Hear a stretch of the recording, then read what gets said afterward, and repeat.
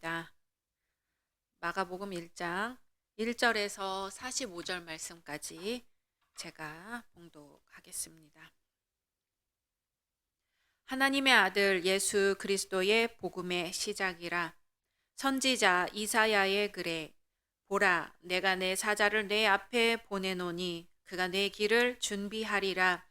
광야에 외치는 자의 소리가 있어 이르되 너희는 주의 길을 준비하라. 그의 오실 길을 곧게 하라. 기록된 것과 같이 세례 요한이 광야에 이르러 죄 사함을 받게 하는 회개의 세례를 전파하니 온 유대 지방과 예루살렘 사람이 다 나아가 자기 죄를 자복하고 요단강에서 그에게 세례를 받더라. 요한은 낙타털 옷을 입고 허리에 가죽띠를 띠고 메뚜기와 석청을 먹더라. 그가 전파하여 이르되 나보다 능력 많으신 이가 내 뒤에 오시나니 나는 굽혀 그의 신발끈을 풀기도 감당하지 못하겠노라. 나는 너희에게 물로 세례를 베풀었거니와 그는 너희에게 성령으로 세례를 베푸시리라.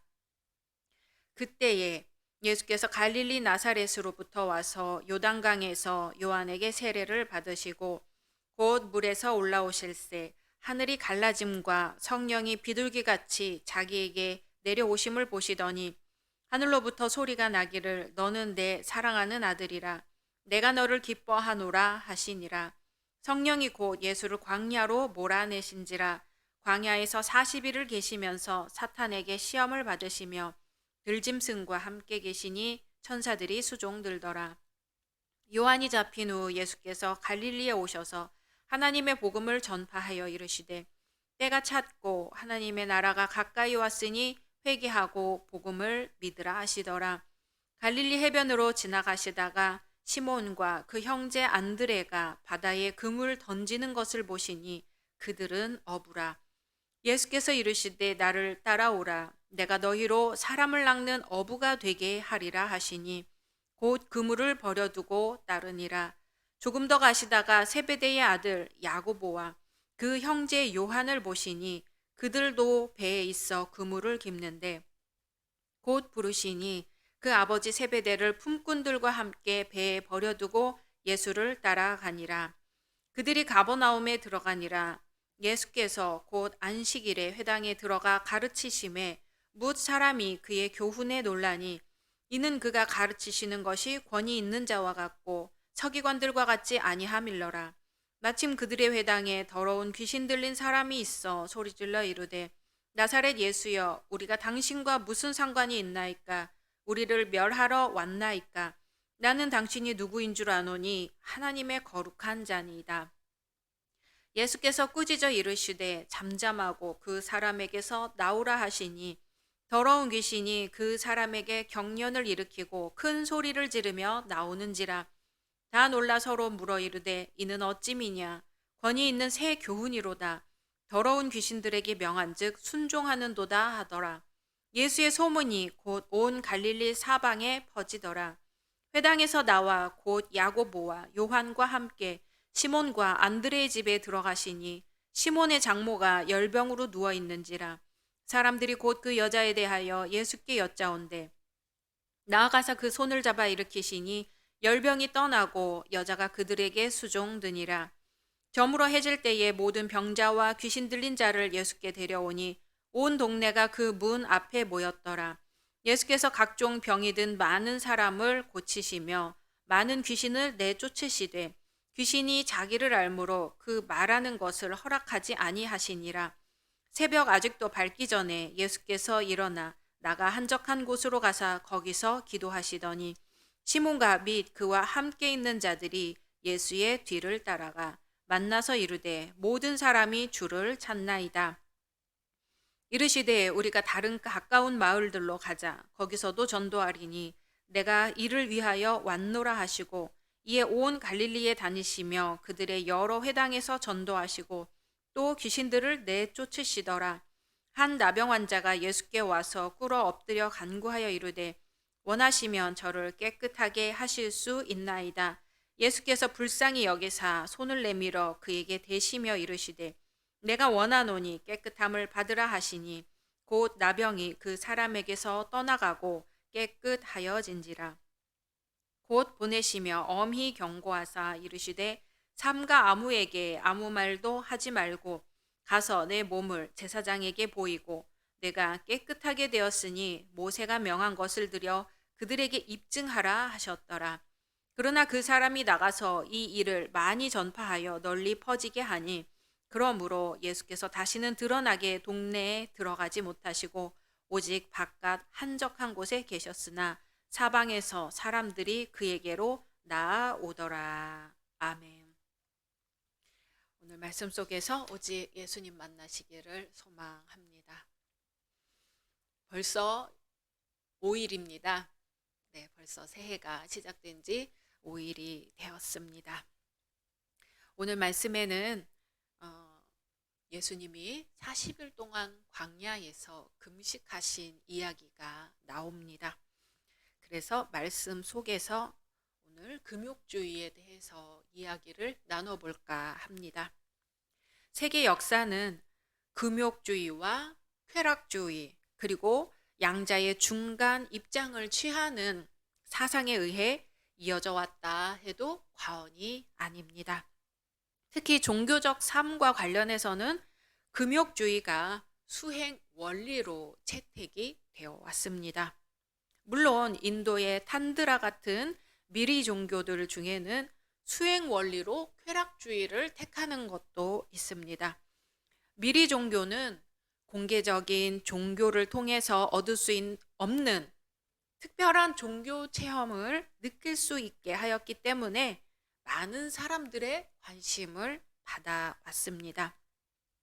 헬라 철학에서는 금욕주의를 지향하는 스토아 학파와 쾌락주의를 추구하는 에피쿠로스 학파가 양쪽에서 철학 전통을 이어왔지만 계승 발전되지는 못했습니다. 동양에서도 금욕주의와 쾌락주의가 역사 가운데 서로 대립되면서 나타났다가 사라졌습니다.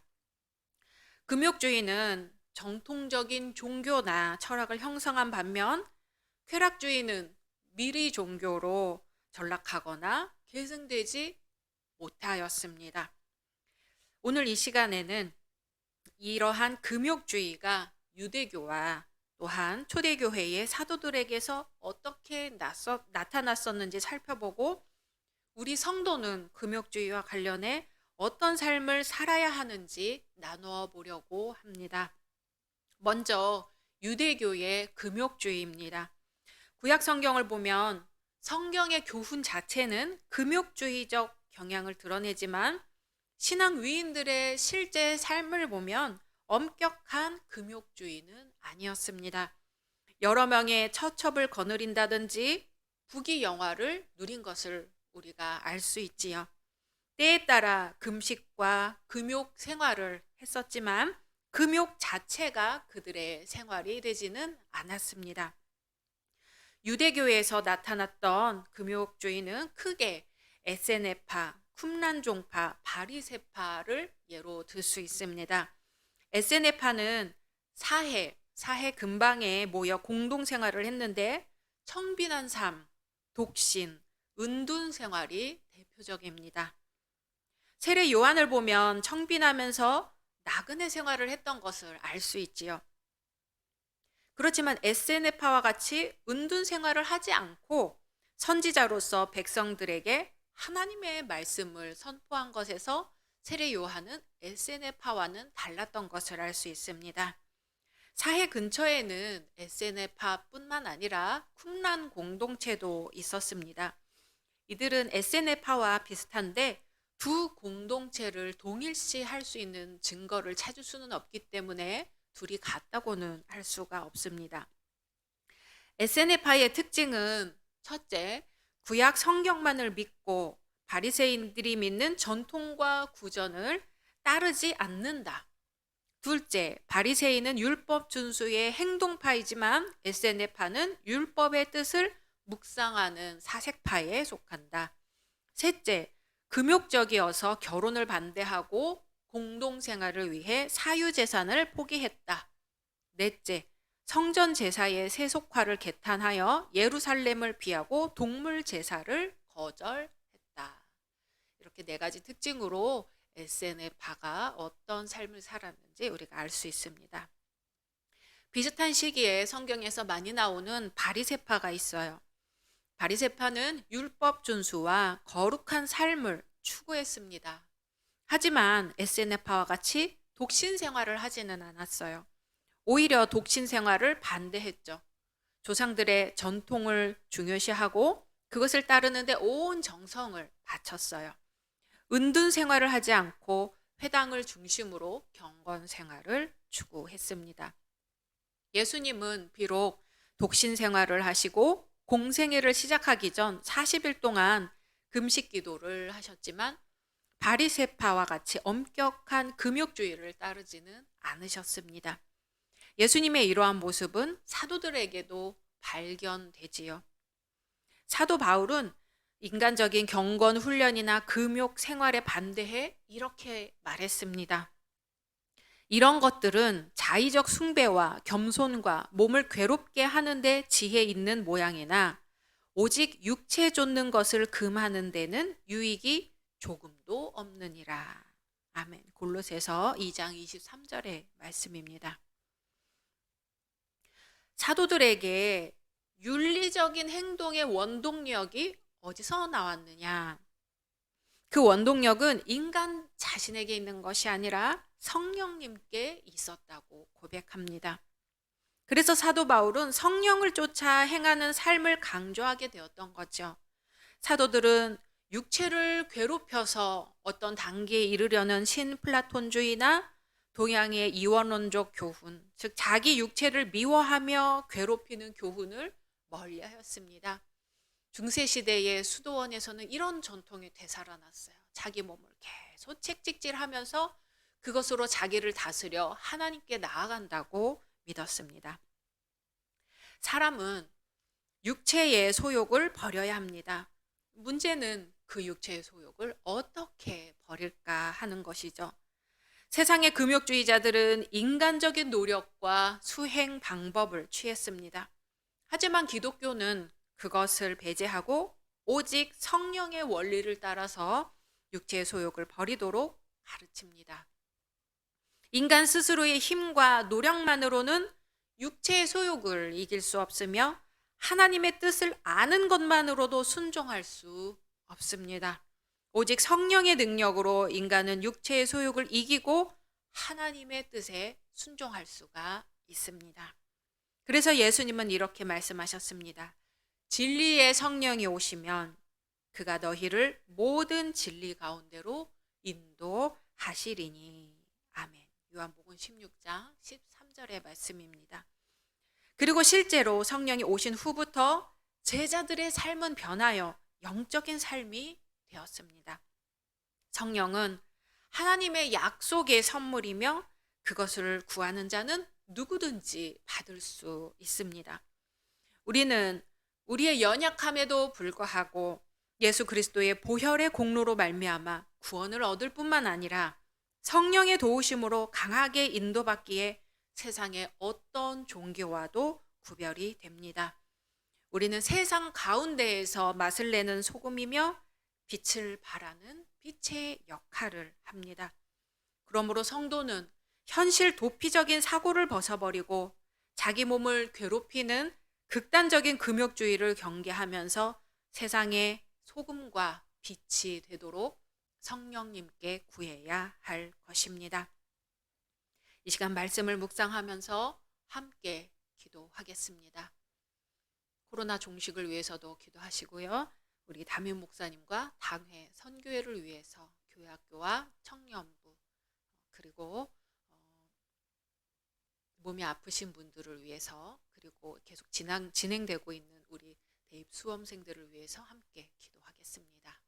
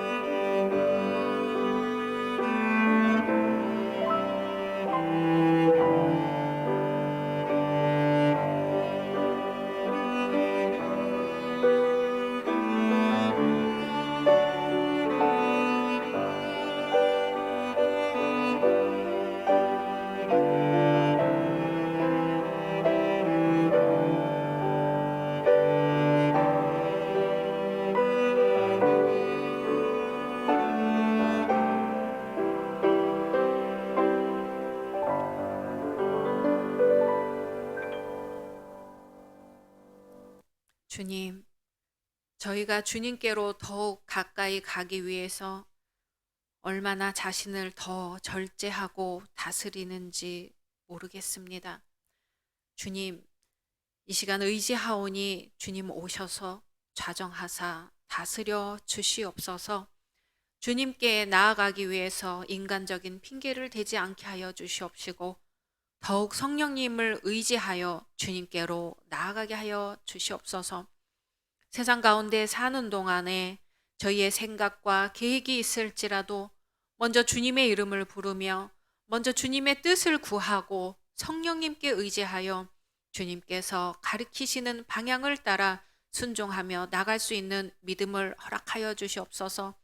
그리하여 저희의 삶이 우리의 생각과 우리의 육신의 욕심으로 가득 찬 것이 아니라 성령님을 따라 성령님을 쫓아 사는 제자의 삶을 살 수 있도록 주여 인도하시고 다스려 주시옵소서.